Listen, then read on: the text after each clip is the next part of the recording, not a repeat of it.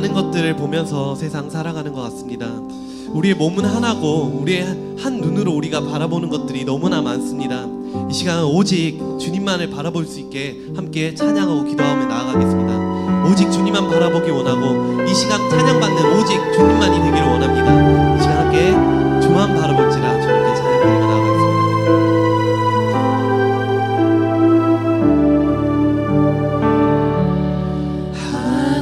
하나님의 사랑을 사모하는 자, 하나님의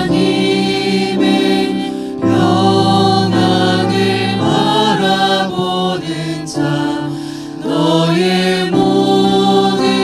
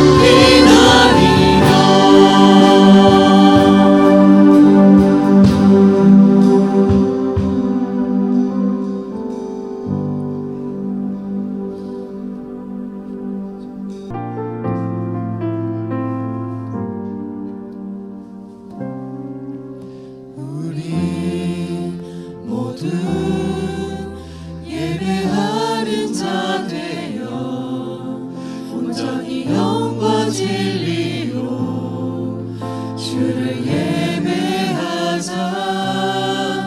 주가 우리와 함께 영원히 함께 하시고 마르지 않는 샘물로 우리 다 함께 자리에서 채우시리라. 일어나서 찬양하겠습니다. 자리에서 일어나셔서 모두 예배하는 자 되어 온전히 영과 진리로 주를 예배하자. 주가 우리와 함께 영원히 함께 하시고 마르지 않는 샘물로 우리 채우시니. 모두 예배하는 자 되어 온전히 영과 진리로 주를 예배하자. 주가 우리와 함께 영원히 함께 하시고 마르지 않는 샘물로 한 번 더 우리 우리 채우시리. 모두 예배하는 자 되어 온전히 영과 진리로 주를 예배하자. 주가 우리와 함께 영원히 함께 하시고 마르지 않는 샘물로 우리 채우시리라.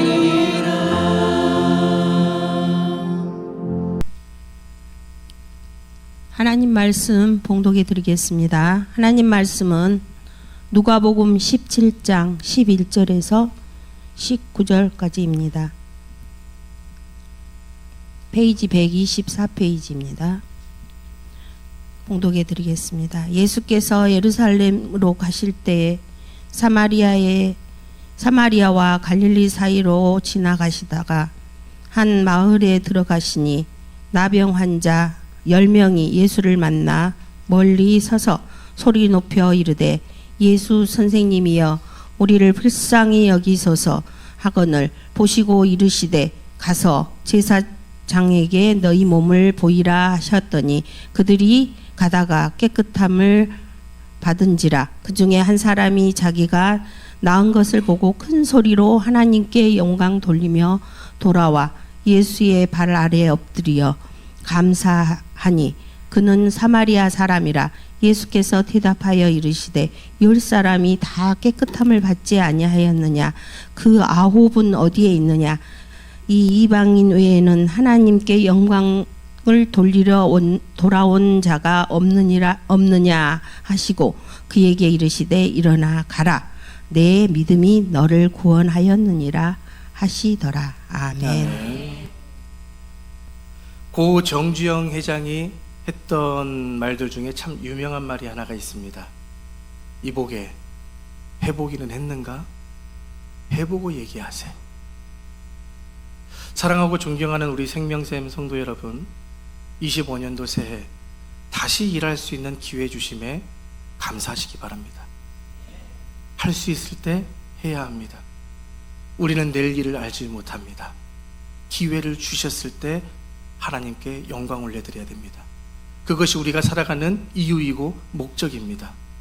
그러니 맡겨주신 사명 잘 감당하여 우리가 나중에 하나님 앞에 가서 섰을 때에 잘했다, 착하고 충성된 종아라는 이 최고의 칭찬을 듣고 하나님께 기쁨과 영광 돌릴 수 있는 저와 여러분들이 되시길 주님의 이름으로 축복합니다. 예수님께서 무리들과 함께 예루살렘에 가시려고 사마리아 지역과 또 갈릴리 지역 그 사이를 지나가고 계셨습니다.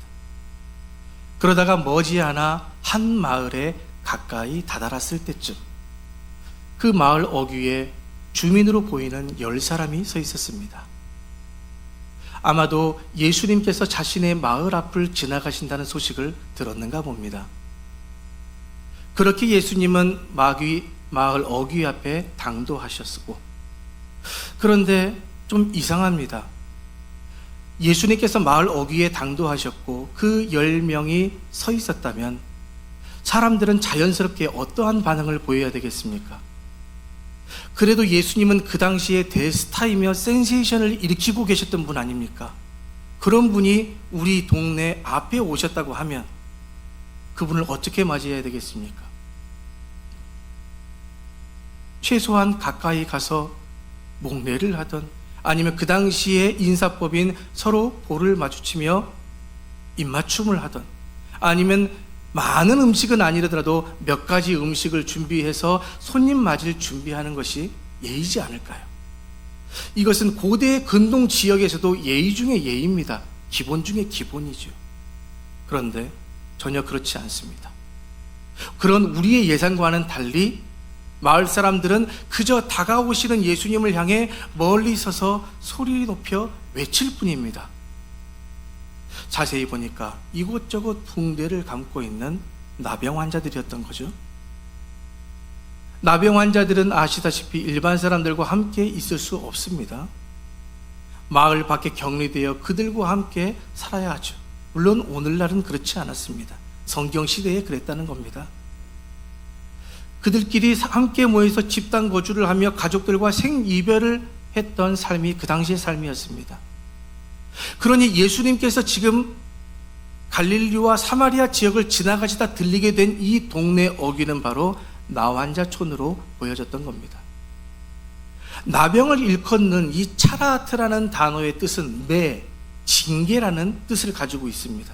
그러므로 이 나병에 걸렸다라는 것은 어떤 문제였는지 모르지만 하나님 앞에 어떠한 문제를 일으켰고 부정한 짓을 해서 매를 맞은, 징계를 받은 사람이라는 인식이 그 당시에는 다 온 사람들이 알고 있었습니다. 깨끗한 사람이 그 부정한 사람 곁에 있거나 아니면 그 부정한 사람이 어떤 무언가를 만지거나 접촉한 것을 깨끗한 사람들이 그것을 만졌을 때 모든 사람이 다 부정해집니다. 그래서 나병 환자들은 부정한 존재였기 때문에 일반 사람들이 가까이 가서도 안 됩니다.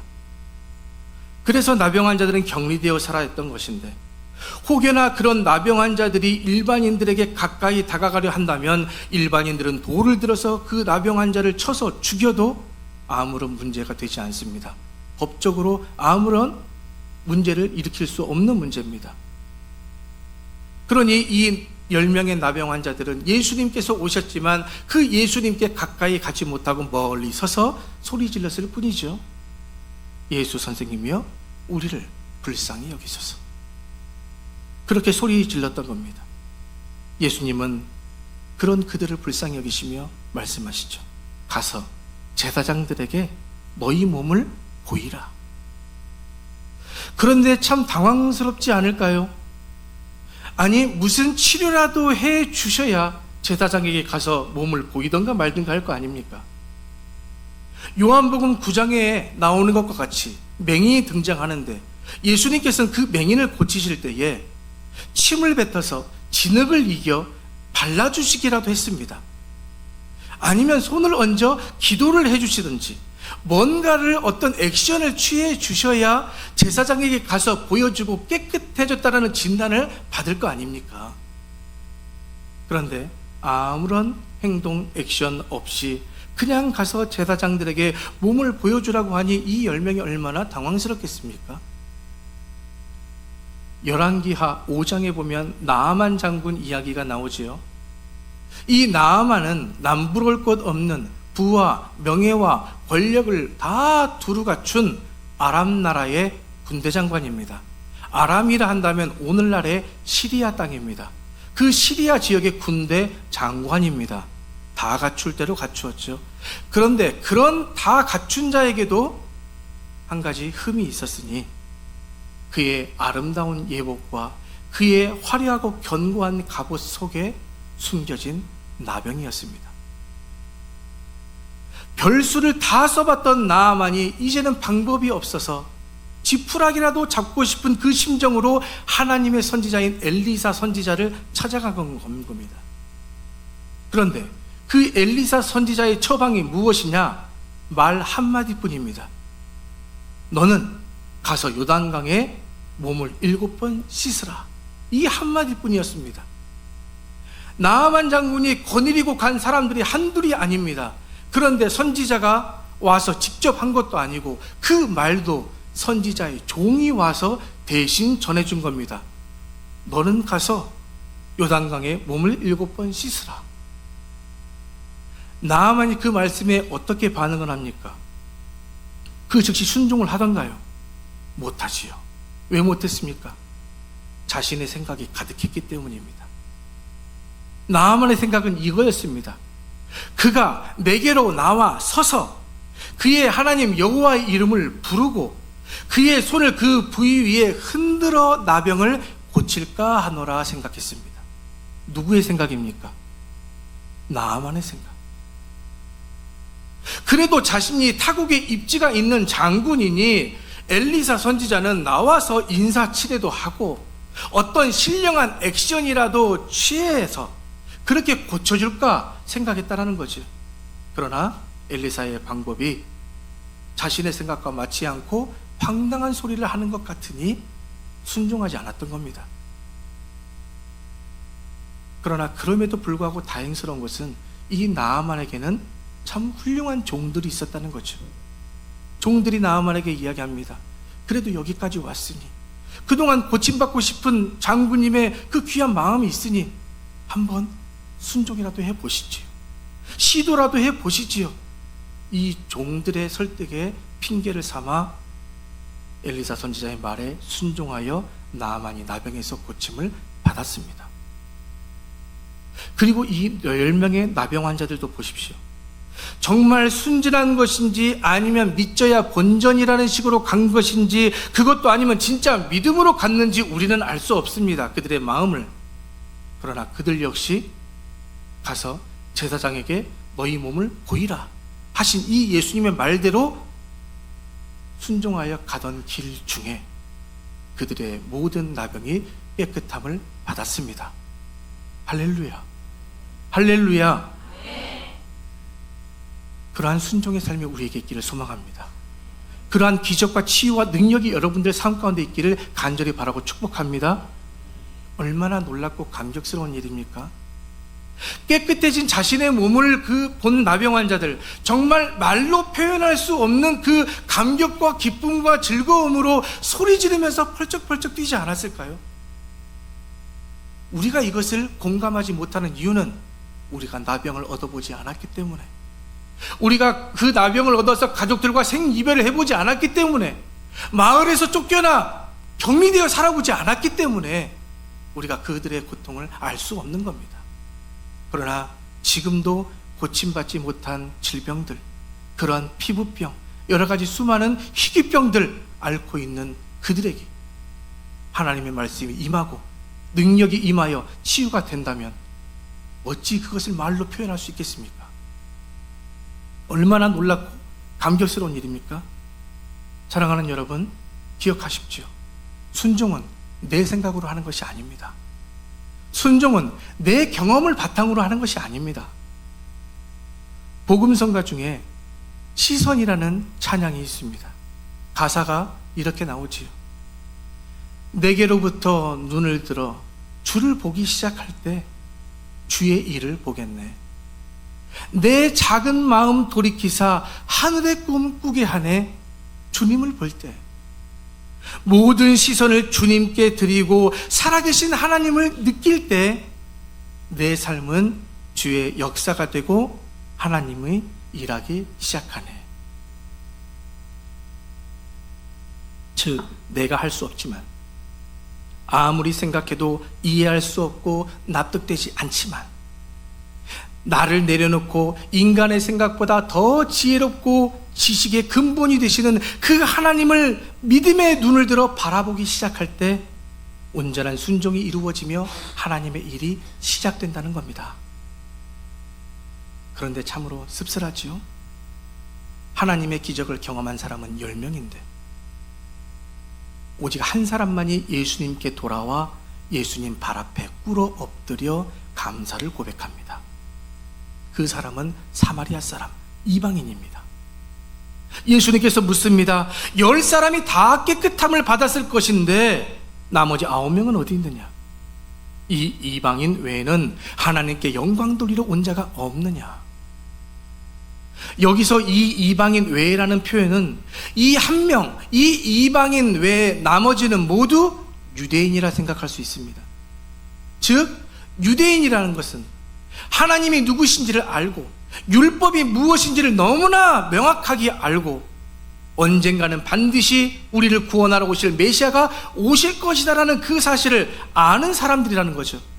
그런데 그 예수님 앞에 가장 먼저 찾아와야 할 자들은 바로 그들임에도 불구하고 먼저 알고 믿었던 유대인들이어야 하는데 그들은 오지 않았습니다. 오직 이 이방인 한 명, 그 한 사람뿐이었다는 거죠. 그러니 얼마나 씁쓸합니까? 가끔 TV 채널들을 돌려보다 보면 동물들이 스스로 피할 수 없는 그 난관에 봉착해서 마주해 있을 때에 사람들이 그 동물을 구해주는 모습을 보게 됩니다. 나무 위에 내려오지 못하는 그 새끼 고양이를 소방대원이 구출해주는 그런 모습들, 또는 덫에 걸려서 헤어나오지 못하는 그런 산 짐승들을 구해주는 모습들을 우리가 TV를 통해서 보게 되는데, 그럴 때 보면 엄마로 보여지는 동물이 멀찍이 그 광경을 지켜보고 있는 모습을 카메라가 포착하여 줌으로 당겨줍니다. 그리고 사람들이 그 새끼 동물을 구해주면 절뚝절뚝거리면서 엄마에게로 가지요. 그러면 엄마와 그 새끼는 아주 잠시였겠지만 잠시 그 구해준 사람을 응시하는 모습을 카메라가 보여줍니다. 저는 개인적으로 그 동물들의 행동들이 자기 새끼를 도와준 인간에 대한 최소한의 인사라고 느껴졌습니다.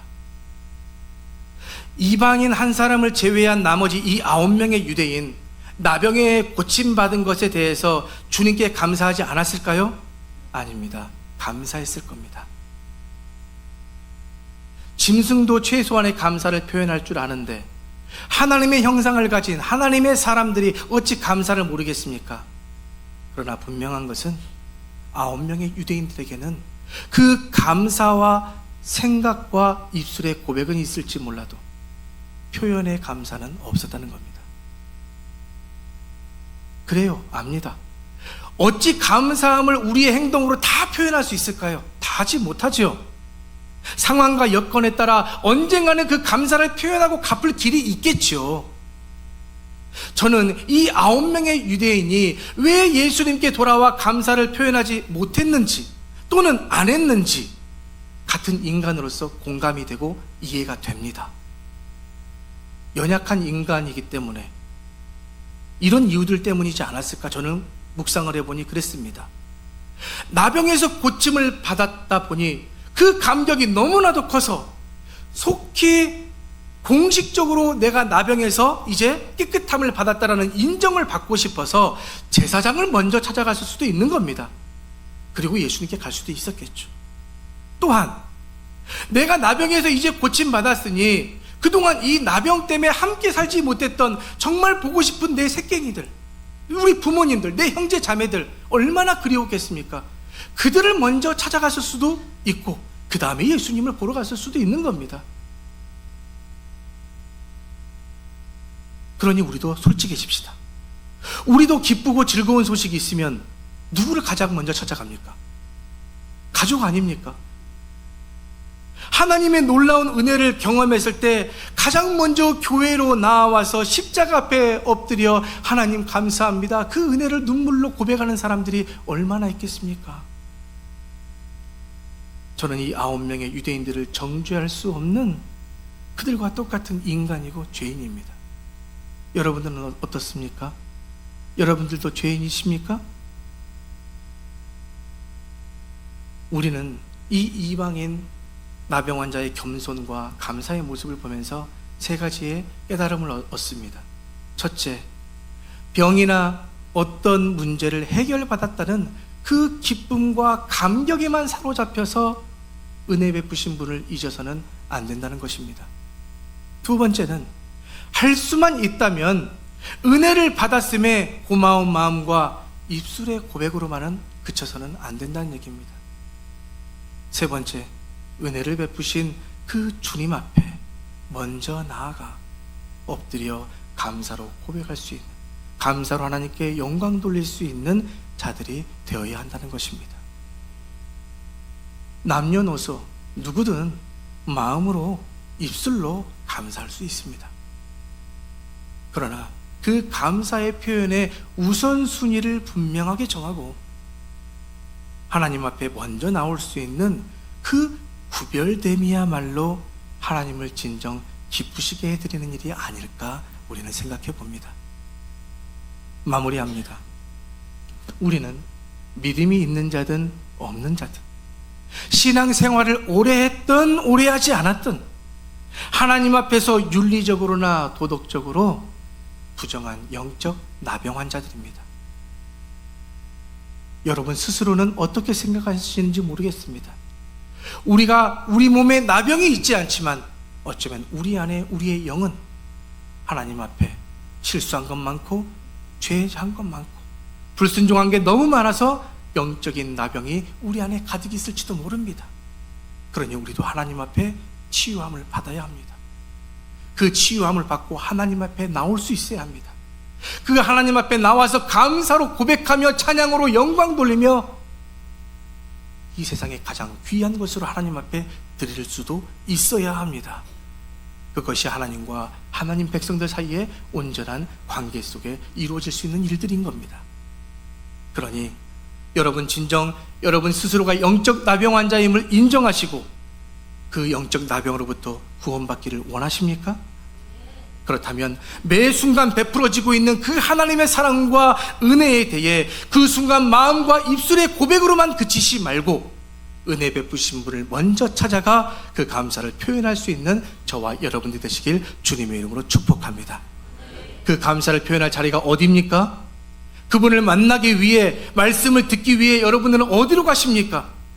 여러분의 간절한 소원을 부르짖기 위해 여러분들은 어디로 모이십니까? 주님 계신 곳이라면 어디든 그 장소가 될 수 있습니다. 그러나 우리가 같은 믿음을 가졌는데 그 같은 믿음을 가지고 같은 뜻, 같은 마음, 같은 열매를 바라는 자들이 함께 모여 경배하며 하나님의 임재를 경험하는 곳은 바로 이곳인 줄로 믿습니다.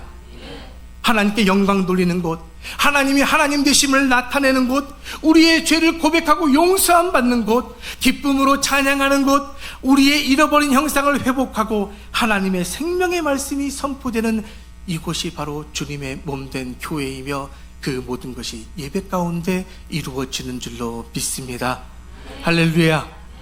그러니 우리 모두 이 25년 새해에는 모든 공예배를 회복하고 지금까지 우리에게 베푸신 그 하나님의 은혜의 감사함을 이곳에 엎드려 고백할 수 있는 저와 여러분들이 되길 바랍니다.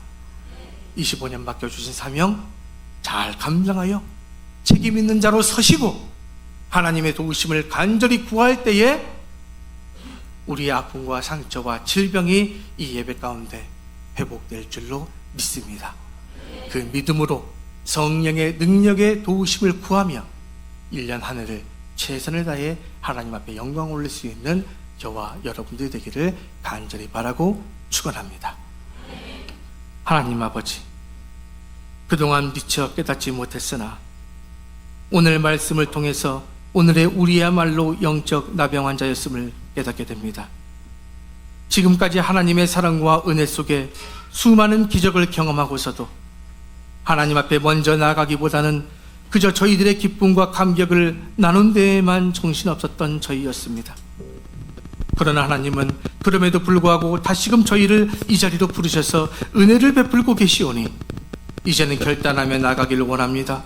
모든 일의 우선순위를 아버지께 두고 먼저 아버지 앞에 나가 엎드려 감사로 영광 돌리는 저희 모두가 되게 하여 주옵소서. 그러나 이 결단 역시 우리의 연약한 의지로 할 수 없음을 고백합니다.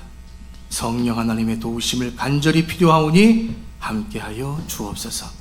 예수님의 이름으로 기도하옵나이다. 아멘.